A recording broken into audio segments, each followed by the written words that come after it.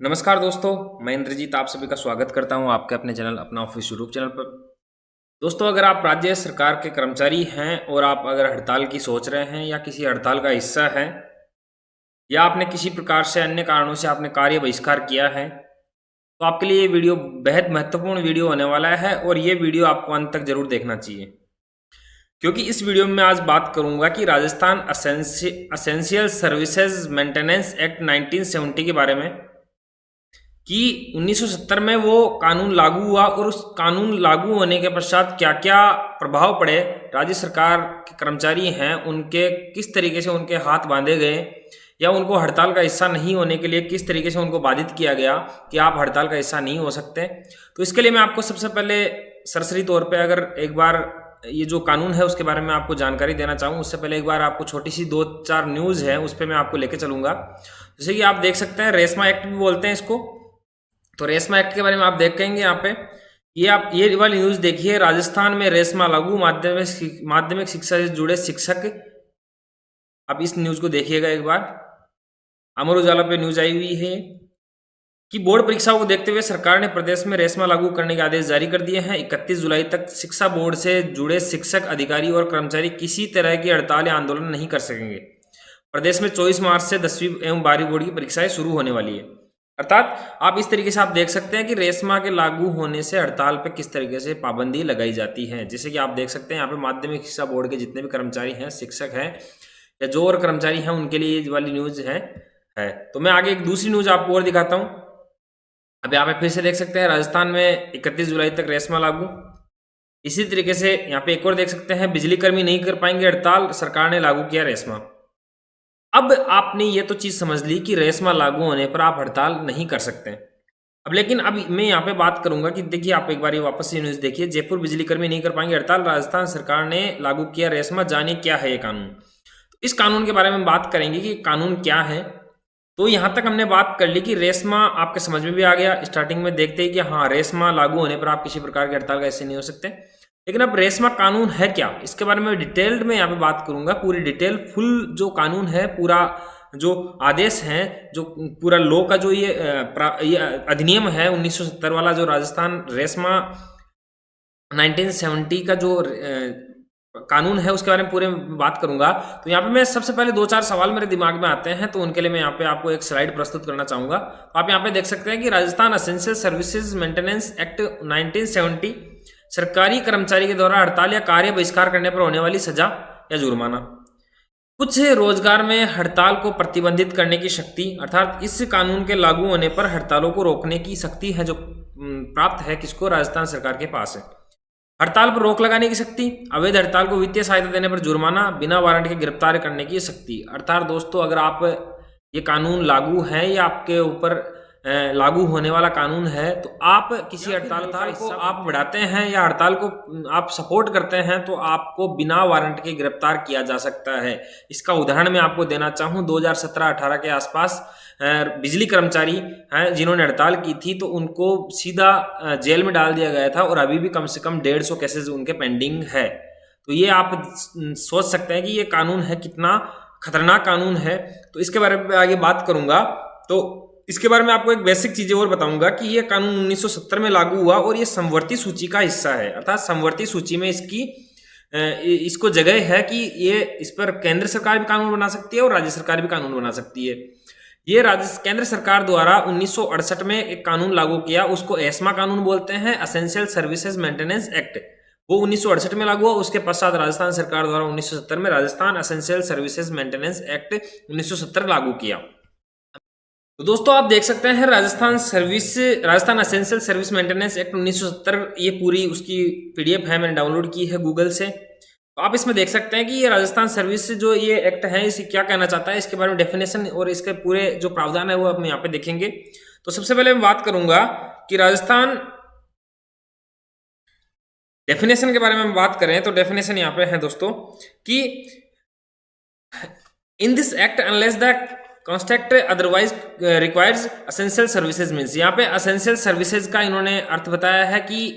Any public service in connections with the affair of state of Rajasthan, यानी कि आप देख सकते हैं आवश्यक सेवा का अर्थ है कि राजस्थान राज्य के मामलों के संबंध में कोई सार्वजनिक सेवा या फिर शिक्षा निदेशक शिक्षा निदेशक राजस्थान या माध्यमिक शिक्षा बोर्ड राजस्थान द्वारा मान्यता प्राप्त शैक्षणिक संस्थानों के अधीन कोई सेवा, या फिर स्थानीय प्राधिकरण के अधीन कोई सेवा, यानी कि राजस्थान सरकार के स्थानीय स्वशासन निकाय या स्थानीय जो अथॉरिटीज़ है, लोकल अथॉरिटीज़ है, उनके अधीन कोई सेवा आने वाली है जो अत्यावश्यक सेवाओं के अधीन आती है, जैसे बिजली विभाग मान लिया, हॉस्पिटल मान लिया, चिकित्सा विभाग मान लिया, शिक्षा विभाग हो गए। इस तरीके से जो है अत्यावश्यक सेवाओं में आती है, तो ये इन पर लागू होता है। अर्थात जो अत्यावश्यक सेवाएं हैं उन पर लागू होता है। जैसे पुलिस कर्मचारी हैं, वो किसी प्रकार की हड़ताल नहीं कर सकते, तो उन पर भी ये लागू होता है। चिकित्सा विभाग के कर्मचारी हैं, डॉक्टर्स वगैरह हैं, वो नहीं कर सकते हड़ताल, तो उनके लिए भी लागू होता है। या फिर बिजली कर्मचारी हैं, वो नहीं कर सकते, तो उनके लिए भी लागू होता है। तो आप यहाँ पे देख सकते हैं कि ये उन पे लागू होता है। अब ये कह रहे हैं कि हड़ताल का जो मीन है, हड़ताल का जो अर्थ है वो क्या है। तो यहाँ पे देख सकते हैं आप, हड़ताल से किसी आवश्यक सेवा में नियोजित व्यक्तियों के निकाय द्वारा संयोजन में कार्य करना, कर्तव्य से किसी प्राधिकृत अनुपस्थिति सहित कार्य की समाप्ति या एक सामान्य समझ के तहत ठोस इनकार करना, या ऐसे व्यक्तियों की संख्या से अभिप्रेत जो काम जारी रखने या रोजगार स्वीकार करने के लिए नियोजित, इस प्रकार नियोजित और शामिल है। अर्थात स्ट्राइक का अर्थ हुआ कि आपको जो कर्तव्य आपको राज्य सरकार द्वारा दिए गए हैं उनको आप कार्य करने से मना करते हैं, या पूर्ण रूप से उसका बहिष्कार कर देते हैं, या आप पार्शियली उसका बहिष्कार करते हैं, तो ये हड़ताल के अधीन आता है। यानी कि हड़ताल की जो परिभाषा है उसको परिपूर्ण करता है। तो इस पैराग्राफ का अर्थ ये हुआ, यहाँ पे हो रहा है refusal to work overtime where such work is necessary for the maintenance of any essential services. यानी कि अत्यावश्यक सेवाओं के द्वारा आपको अगर कहा जाए कि अत्यावश्यक सेवाओं के अधीन आपको कहा जाए कि आपको कुछ काम और करने की आवश्यकता है या ओवर टाइम करने की आवश्यकता है। अर्थात उदाहरण के रूप में मैं बताऊं आपको, कोरोना समय में चिकित्सकों को ओवर टाइम करना पड़ता, 24 घंटे उनको ड्यूटी करनी पड़ी थी। अगर उस टाइम पे वो मना करते कि हम ये नहीं करना चाहते, हम कोरोना से डरते हैं, या हमें कोरोना से मरने की हमें भी है जो डर है, इसका भय है, तो हम हमारी नौकरी छोड़ना चाहते हैं, तो वो किसी भी हालत में उसको नहीं छोड़ सकते हैं, क्योंकि वो essential services maintenance act Rajasthan का जो रेशमा कानून है उसके अधीन आती है, तो उसको मना नहीं कर सकते हैं। तो ये यहाँ पे इसके बारे में बात होगी। यहाँ पे है any other conduct which is likely to result in और रिजल्ट्स इन सेशन और substantial retardation of work is any essential services. यानी कि यहाँ पे ये कहना चाहते हैं कि किसी अन्य आचरण जिसके परिणाम स्वरूप किसी आवश्यक सेवा में कार्य की समाप्ति या पर्याप्त मंदता होने की संभावना है। यानी कि किसी प्रकार का जो और कार्य है सरकार ने दिया गया है और उसको आप उसको धीमी गति से संचालित कर रहे हैं, यानी कि आप जानबूझकर उसको धीमी गति से संचालित कर रहे हैं और उसमें सरकार को देरी लग रही है, वो यानी कि वो कार्य जो समय पर होना चाहिए था वो नहीं हो रहा है और अत्यावश्यक सेवाओं के दिन आता है, तो वहाँ पर भी स्ट्राइक वाला जो ये है परिभाषा परिपूर्ण होती है। अब यहाँ पे मैं आगे बात करता हूँ, power to prohibit strike in certain employments. यानी कि ये कह रहे हैं कि यानी कुछ रोजगारों में हड़ताल पर रोक लगाने की शक्ति, यानी कि इस कानून के द्वारा सरकार यह कह रही है कि आप जो अत्यावश्यक सेवाएं हैं उनको एक स्पेसिफिक ऑर्डर निकाल कर, यानी कि जो सार्वजनिक हित के जो कार्य हैं उन पे जो अगर कार्य पर प्रभाव पड़ रहा है और अगर कोई हड़ताल करना चाह रहे हैं तो आप एक स्पेसिफिक ऑर्डर निकाल कर उस हड़ताल पर पूर्ण रूप से रोक लगा सकते हैं। यानी कि इन्होंने कह दिया। फिर आगे आता है an order made under subsection shall be published in such manner as the state government considered best calculated to bring it to the notice of person affected by the order. यहाँ पे कहना चाह रहे हैं कि आप ये ऑर्डर एक बार निकाल सकते हैं, रेशमा आपने लागू कर दिया तो आपका राज्य सरकार का कर्तव्य बनता है कि उसको इस तरीके से प्रकाशित करें, यानी कि उसको इस तरीके से प्रकाशित करें कि जो उस हड़ताल या जो संबंधित उससे संबंध रखने वाले व्यक्ति या जो कर्मचारी है उन तक ये न्यूज़ आसानी से पहुंच सके और उनको इस चीज़ का ध्यान हो कि उन पे रेशमा लागू हो चुका है और उस पर वो आवश्यक कदम उठाकर अपनी जो हड़ताल है वो ख़त्म कर दें। यहाँ पे ये वाला हो गया। अब आगे जो है वो आता है an order made under the sub section shall be in operation for 6 months only but the state government may be a like order extend it for any period not exceeding 6 months if it is satisfied that in the public interest it is necessary or expedient so to do। यानी कि यहाँ पे कहना चाह रहे हैं कि रेशमा एक बार में 6 माह की अवधि के लिए लागू होता है और फिर भी अगर राज्य सरकार को लगे कि ये जो ऑर्डर है इसको बढ़ाना जरूरी है, इसकी जो समयावधि है उसको बढ़ाना आवश्यक है, तो वो उसको आगा जो उसको है आगे और बढ़ा सकते हैं, 6 महीने के लिए आगे और बढ़ा सकते हैं। और अगर उन ये सार्वजनिक हित में जो आवश्यक जो सेवाएं हैं उनके संचालन के लिए बिल्कुल आवश्यक है। अब यहाँ पे आती है बात, अगला जो आता है यानी कि आगे आता है, no person employed in any essential service to which the order related shall go or remain on strike. यानी किसी आवश्यक सेवा में यानी कि कोई भी व्यक्ति है वो इस कानून से प्रभावित होता है, उन पर लागू होता है, तो वो ये कानून लागू होने के पश्चात हड़ताल पर नहीं जा सकेंगे। और अगर मान लो हड़ताल पे जाते हैं तो उनके लिए क्या कार्रवाई होगी इसके बारे में बात करूंगा। तो यानी मैं आपको यहीं पे बता दूं तो वह है कि इनको बिना वारंट के गिरफ्तार कर सकते हैं। अब आगे आप देख सकते हैं, एनी स्ट्राइक डिक्लेयर्ड और commenced whether before or after the issue of the other by persons employed in such services shall be illegal। यदि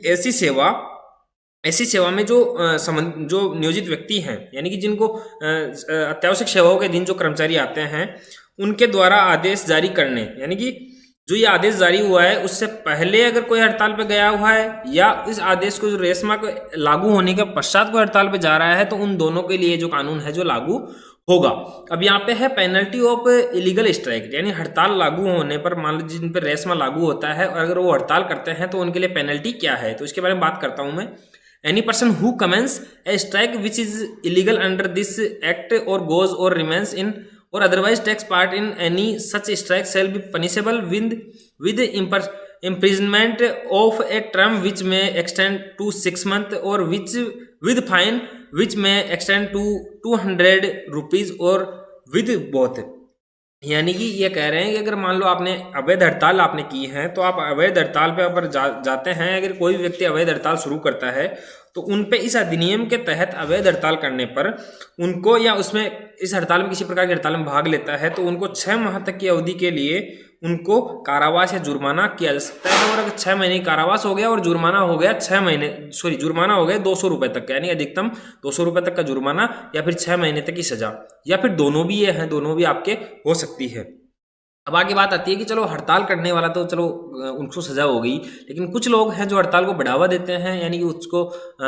उकसाते हैं कि आप हड़ताल पे जाओ या हड़ताल को बढ़ावा करते हैं, तो उनके लिए भी क्या प्रावधान है, तो उनके लिए भी प्रावधान है दोस्तों कि पेनल्टी फॉर इंटीगेशन इटिसी। तो यहाँ पे उकसाने के लिए दंड है वो क्या है, कोई भी व्यक्ति अगर मान लो हड़ताल में भाग लेने के लिए उकसाता है, यानी कि जैसे मान लो विद्युत विभाग का कोई प्रदेशाध्यक्ष है, उनके संगठन का कोई प्रदेशाध्यक्ष है, वो कहता है कि आप हड़ताल कीजिए, तो सबसे पहली सजा किस पे, जो उकसाने वाला है, चाहे वो उसमें हिस्सा नहीं ले हड़ताल में, लेकिन फिर भी अगर मान लो उन्होंने कहा है कि आप हड़ताल कीजिए तो उन पे भी कार्रवाई होगी और उन पे भी जो उनको सजा होगी, उनको यानी कि उनको 1 वर्ष तक का कारावास हो सकता है, यानी कि 1 वर्ष तक की उनको सजा हो सकती है और जुर्माना भी आपको उनको 1500 रुपये तक का 1000 रुपये तक का जुर्माना उनके लिए हो सकता है, दोनों भी हो सकते हैं। अब आगे आती है penalty for giving financial aid to illegal strike, यानी कि आप अवैध हड़ताल को आप किसी प्रकार की वित्तीय सहायता प्रदान करते हैं तो उन पे क्या सजा होगी। तो आप उनके देख सकते हैं कि any person who knowingly expands or supplies any other in furtherance of support of a strike which is or would be illegal under this act shall be punishable with imprisonment for a term which may extend to 1 year or with fine which may extend of 1000 rupees or both। यानी कि उनको अगर कोई वित्तीय सहायता देकर हड़ताल को आयोजित करवाने के लिए पीछे सपोर्ट करता है तो उसको 1 साल तक की सजा और 1000 रुपये तक का जुर्माना या दोनों भी हो सकता है। और अब आगे जो महत्वपूर्ण बात आती है वो आती है power to arrest without warrant.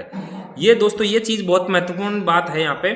कि power to arrest without warrant, यानी कि अगर मान लो आप रेशमा कानून लागू है और आप हड़ताल पे जाते हैं तो आप पे बिना किसी वारंट के आपको गिरफ्तार किया जा सकता है। दोस्तों मैं बताऊं आपको, मेरे कोई मिलने वाले थे, वो बिजली विभाग में थे एक बार, तो उन्होंने हड़ताल की थी तो उनको भी बिना किसी वारंट के घर से पुलिस वाले उठा के ले गए थे अर्थात उनको गिरफ्तार करके ले गए थे। तो आप यहाँ पे इस चीज़ को कितना पावरफुल कानून है आप यहाँ पे अंदाजा लगा सकते हैं कि किसी भी कर्मचारी को अगर जो हड़ताल पे जाता है, अत्यावश्यक सेवाओं के दिन आता है, तो उसको बिना किसी वारंट के गिरफ्तार किया जा सकता है। एनी पुलिस ऑफिसर में arrest without warrant any person who is reasonably suspected of having committed any offense punishable under this act, यानी इस एक्ट के अंदर कोई अगर पनिशेबल ऑफेंस है जो अगर कमिट करता है, यानी कि उसमें हिस्सा होता है और उसमें संदिग्ध लगता है वो, तो उनको बिना किसी वारंट के गिरफ्तार किया जा सकता है। दोस्तों मैंने जो ये कानून है इससे संबंधित जितनी भी महत्वपूर्ण बातें थी वो मैंने आपको बताई हैं। आशा करता हूँ ये जानकारी आपके लिए यूजफुल रही होगी, आपको जानकारी अच्छी लगी होगी। अगर आप किसी प्रकार की हड़ताल का हिस्सा लेते हैं उससे पहले ये बात जरूर देखेंगे और आप अपने दोस्तों को भी ये वीडियो है जो शेयर करेंगे। अगर जानकारी आपको अच्छी लगी हो तो आप वीडियो को लाइक ज़रूर करें, कमेंट जरूर करें और अपने दोस्तों के साथ में अपने जो वेरियस ग्रुप हैं उनमें भी आप जरूर शेयर करें वीडियो, क्योंकि बहुत अच्छी जानकारी है और मुझे लगता है कि आपकी जानकारी कहीं ना कहीं काम आएगी। दोस्तों इस तरीके से मैं और भी हैं जो वीडियो आपके लिए लेके आता रहता हूं। अगर और भी राजस्थान सर्विस से रूल्स के बारे में बात कर लूँ या फिर अन्य किसी प्रकार के जो एक्ट है उनके बारे में, पे मैनेजर हो गया, सालादर्पण हो गए, अन्य किसी प्रकार के जो कानून जो पोर्टल है उनके लिए वीडियो डालता रहता हूं मैं। तो आप अगर अभी तक आपने चैनल को सब्सक्राइब नहीं किया है तो आप चैनल को सब्सक्राइब जरूर कर ले और अब बेल आइकन को जरूर प्रेस करें, जिससे जो भी न्यू वीडियो है उसका नोटिफिकेशन आपको सबसे पहले मिल सके। दोस्तों मिलते हैं अगले वीडियो में नई अपडेट के साथ, तब तक के लिए सभी को धन्यवाद। जय हिंद, जय भारत।